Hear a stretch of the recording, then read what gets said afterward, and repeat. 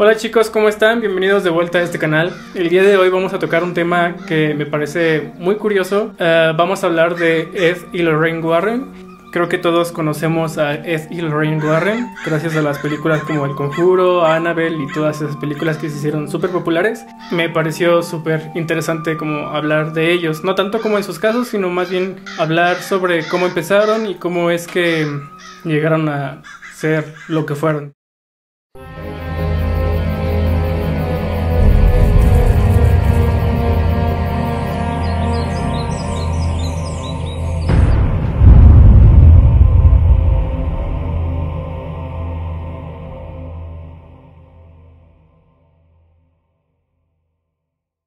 Ed y Lorraine Warren fueron dos investigadores estadounidenses dedicados al tema paranormal.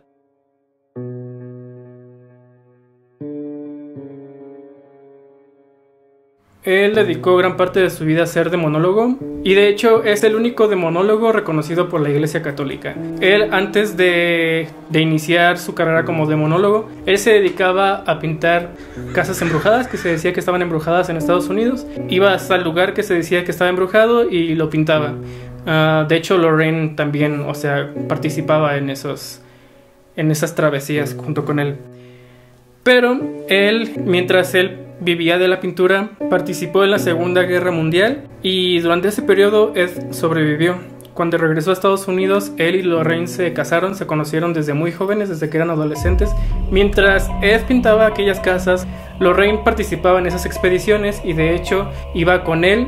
Y mientras él pintaba las casas, Lorraine tocaba esas casas y les decía que estaban pintando esa casa. Salían los dueños. Esto lo hacía ella para venderles las propias pinturas que Ed estaba pintando de su casa. La mayoría de las personas sí aceptaba comprarle las pinturas, pero Lorraine era un poco astuta porque se dedicaba a hacer eso para atraer la atención de los dueños de la casa. Y mientras ellos veían cómo Ed pintaba su casa, ella decía que tenía poderes sobrenaturales y entraba a las casas para decirles si realmente estaban malditas, si realmente había espíritus dentro. Entonces, pues fue ahí, se supone que Lorraine como que empezó a desarrollar este don que ella ya tenía desde hace mucho, según ella, pero ella empezó a desarrollar este don de ser vidente y medium.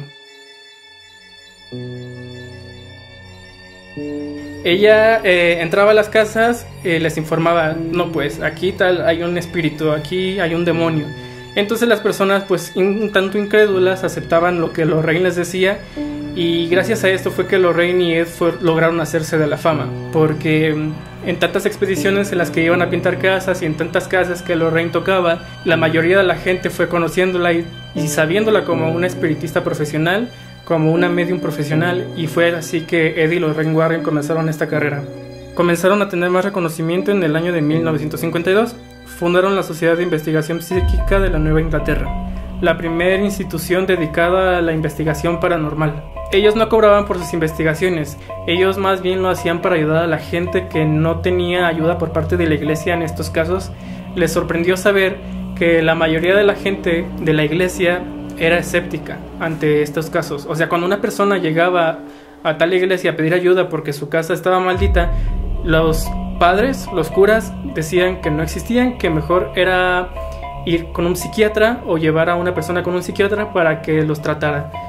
Ellos nunca pensaban que un demonio o un ente maligno les estuviera acechando, ellos estaban en contra de eso. Y es sorprendente saber que la misma iglesia es escéptica ante eso. Entonces fue por esa razón que Ed y Lorraine Warren fundaron la Sociedad de Investigación Psíquica de Nueva Inglaterra. En esta asociación participaban enfermeros, policías, investigadores, científicos, y de hecho Ed se escudaba mucho en eso, en que esa sociedad no solamente se guiaba por la religión, que era la católica, sino que también se guiaba por las cosas ciertas, las cosas científicas, las cosas verídicas, las cosas comprobables. Entonces cuando ellos iban a tal caso, primero investigaban la parte verídica, la parte comprobable. Cuando ya se daban cuenta de que realmente era un espíritu o una entidad demoníaca lo que estaba en la casa, entonces sí continuaban con la investigación de la otra forma, de la forma un poco más esotérica.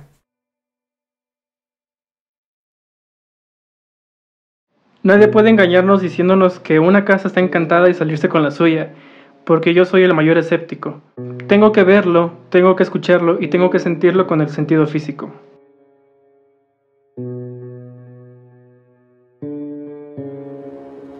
Durante los años 70 se ganaron la fama gracias a una serie de acontecimientos que ganaron mucha popularidad, como son los casos de la muñeca Annabelle, los sucesos extraños de la familia Perrón y el caso de Amityville. Ganaron tanta fama que la mayoría de sus casos están sellados en películas y obras literarias. Después de la aventura de toda una vida, los Warren decidieron abrir un museo que se encuentra en la ciudad donde ellos vivieron toda su vida, que es la ciudad de Connecticut.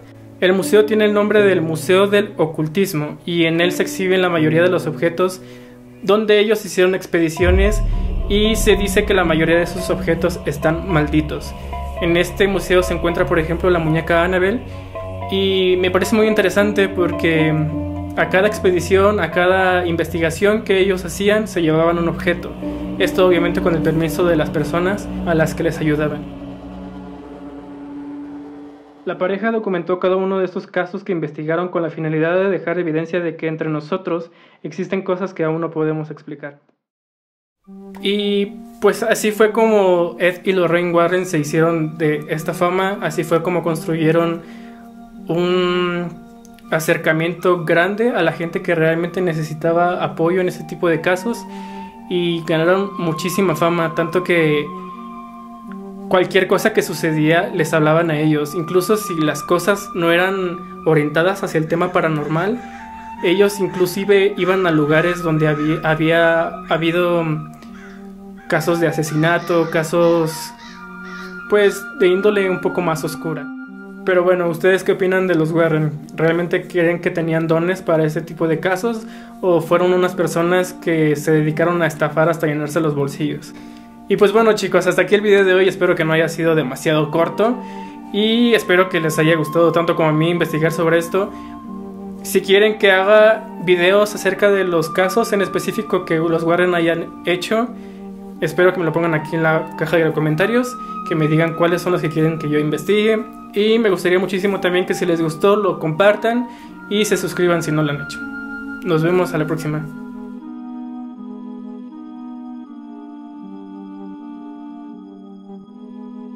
Questions have been asked of us, of Ed and Lorraine. What do you do when you see a ghost? What do you do if you see a ghost? Those questions and many others will be answered for you tonight.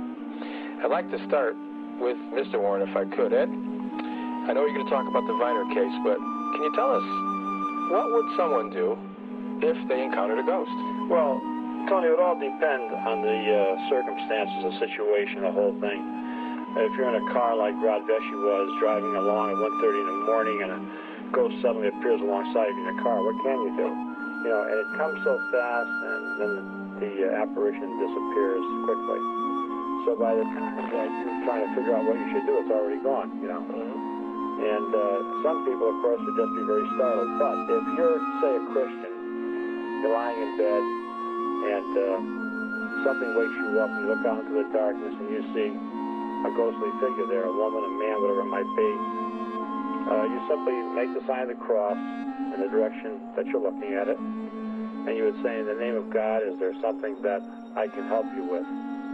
You shouldn't really hold a lot of communication with spirits, but in some cases you're dealing with earthbound spirits, people who are very confused when they died.